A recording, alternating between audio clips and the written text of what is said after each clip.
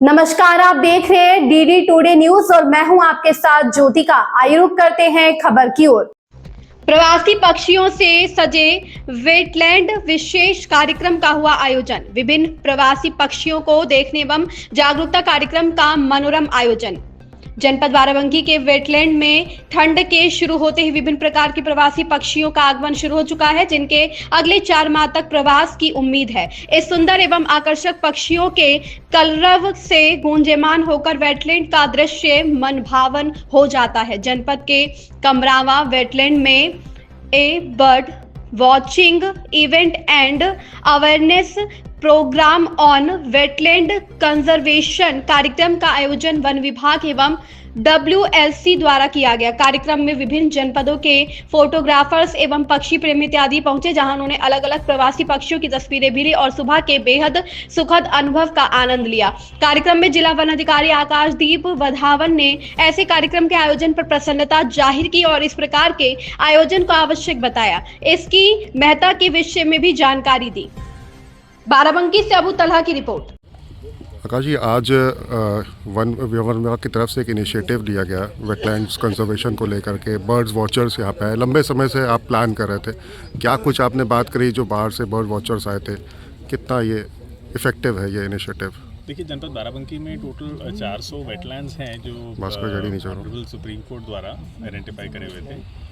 उसी क्रम में जनपद बाराबंकी के 12 ऐसे वेटलैंड्स हैं जो wetlands of importance wetland rule 2017 के अंतर्गत नोटिफाई भी होने वाले हैं। और यहाँ की बायोडाइवर्सिटी जो है लखनऊ से इतना करीब होने की वजह से, यही इसकी बायोडाइवर्सिटी इतनी अच्छी है, इतनी ब्लेस्ड है, तो ये हम कोशिश कर रहे हैं कि इसमें एक इको टूरिज़्म को बढ़ावा देने के लिए लखनऊ में जो बर्ड वॉचिंग के जो ग्रुप्स हैं, विभिन्न ग्रुप्स हैं जो लखनऊ में कभी एकाना स्टेडियम के पास के वेटलैंड्स हैं, उन वेटलैंड्स हैं जो अब धीरे धीरे कम होते जा रहे हैं, उन पर बर्डिंग करने या वहाँ से कोई दूर अस्त जगहों पे जाने से अच्छा हम उत्तर प्रदेश की अपनी ही जो धरोहर है, बाराबंकी की जो धरोहर है, इसको थोड़ा हम लोगों में पुश करना चाह रहे हैं। तो आज एक उसी इनिशिएटिव था। यहाँ पे ग्राम पाटमऊ में कमरावा वेटलैंड है, जिसके अंदर माइग्रेटरी बर्ड्स एक अच्छे बहुतायत में आती है और अब शुरुआत भी हो गई है उस मौसम की बर्ड्स की आने की।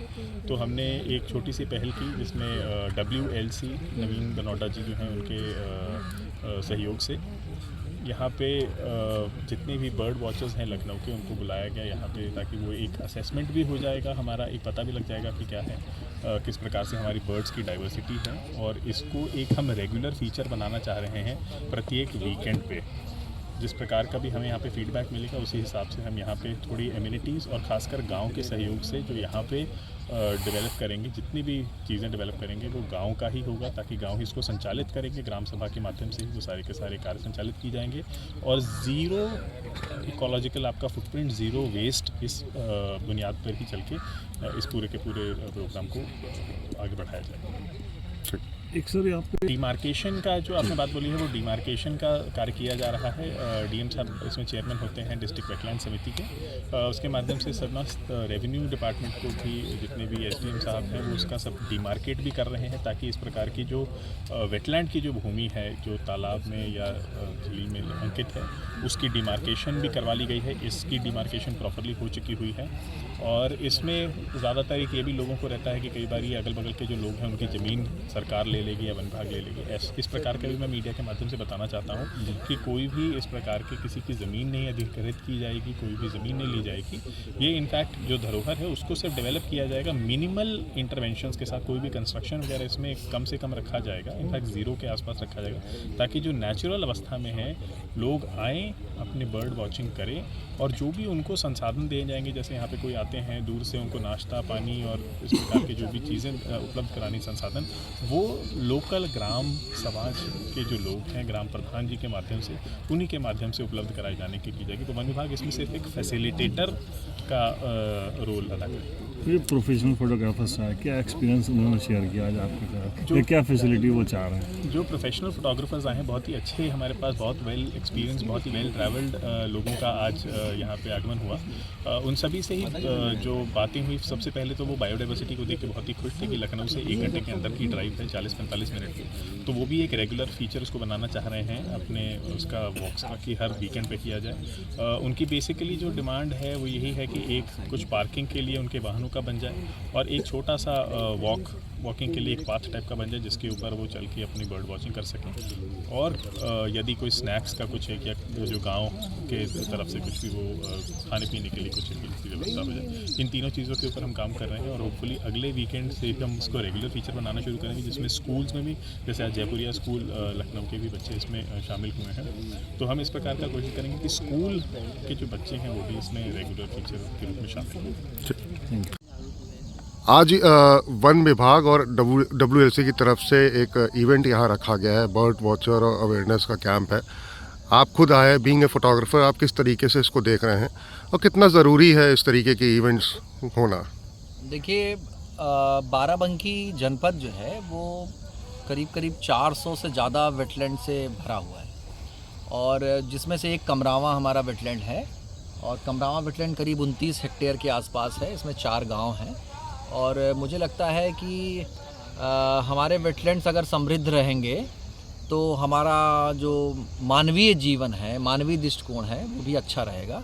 और मुझे लगता है जो आज का प्रोग्राम है बर्ड वॉचिंग इवेंट कराने का, उसके पीछे एक उद्देश्य है कि बाहर से लोग आएंगे और फुटप्रिंट्स बढ़ेगा, तो इसको कंजर्वेशन को लेकर के जो हमारा इनिशिएटिव है, खासकर फॉरेस्ट डिपार्टमेंट का जो इनिशिएटिव है, वो फुलफ़िल होगा। और हम इसको आगे चल के एक इको टूरिज़म स्पॉट के रूप में भी हम इसको आइडेंटिफाई कर पाएंगे और लोगों तक रीच बढ़ेगी। तो उससे हमारा जो ये हैबिटेट है, बहुत ही प्यारा वेटलैंड है, बहुत ही ओपन है चारों तरफ से। यहाँ का सनसेट बहुत अच्छा है, यहाँ की सनराइज़ बहुत अच्छा है। आज कुछ वाइल्ड लाइफ फोटोग्राफर जो बाहर से आए हैं, लखनऊ से, प्रयागराज से, न्यू दिल्ली से, उन्होंने देखा कि यहाँ का सनराइज़ बहुत प्यारा है। और सबसे कमाल की बात है कि यहाँ सारस बहुत हैं। मैं इस वेटलैंड को लैंड ऑफ सारस क्रेन भी कहता हूँ।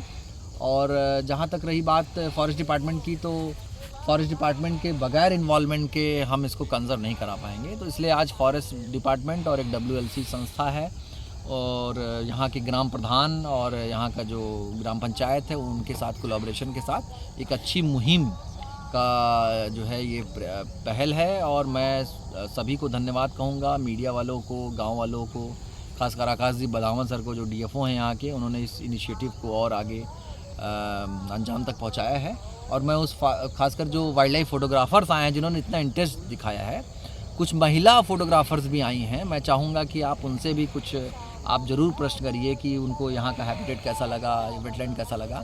और अभी मैं सबको यही कहूँगा कि यहाँ सब कुछ रॉ है, अभी कुछ एकोमोडेशन के लिए या कि यहाँ पे फुटप्रिंट्स के लिए अभी ऐसा कुछ नहीं है।